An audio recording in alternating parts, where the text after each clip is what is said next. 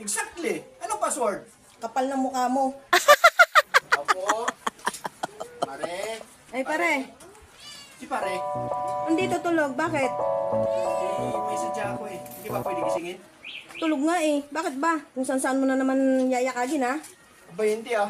Hindi ako nagyayakag doon. Si Kapitan lang yayakag. Puputas lang sa krusay. Anong ginagawa niya doon? Abay, malay ko. Hindi naman ako kasama doon. O, ano ngayon sa sadya mo? Kakausapin ko nga sana kasi kayo. Kasi sobra naman yung ginagawa ninyo na eh. Ano bang ginawa namin sa'yo? Alam nyo, nag-aaral yung inaanak ninyo. Grabe naman kayo. Ba, wala kami ginagawa sa inyo. Yung inaanak ninyo, nag-aaral.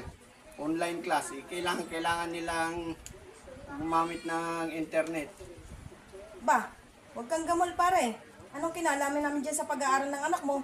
Aba, siyempre, nakasalalay doon yung pag-aaral niya. Gumagamit ng internet. Talagang pinalitan nyo pa ang password ng wifi nyo, ha? Sobra naman kayo. Eh di magpakabit ka. Aba, Magagalit ka pa. Kayo na nga itong nakikiconnect. Ikaw pa yung nagagalit. aba, mare, ano ba kayo? Kung anong meron sa inyo, yun din ang akin. Ba, huwag kang gamol, pare. Kami pa ang mag-a-adjust sa iyo. Exactly! Anong password? Kapal ng mukha mo. Ah, grabe ka naman, mare, makapagsalita.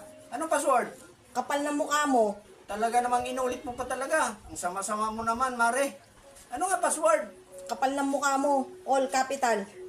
Ah, ang ganda ng password nyo, mare, ah. Salamat, manunood pa ako ng YouTube eh. Papanoorin ko pa si Gamol eh. Oo, gamol, kapal muks. Magkarugtong ba yun, mare? Umalis ka na. Oo, sige. Salamat. Huwag kang gamol.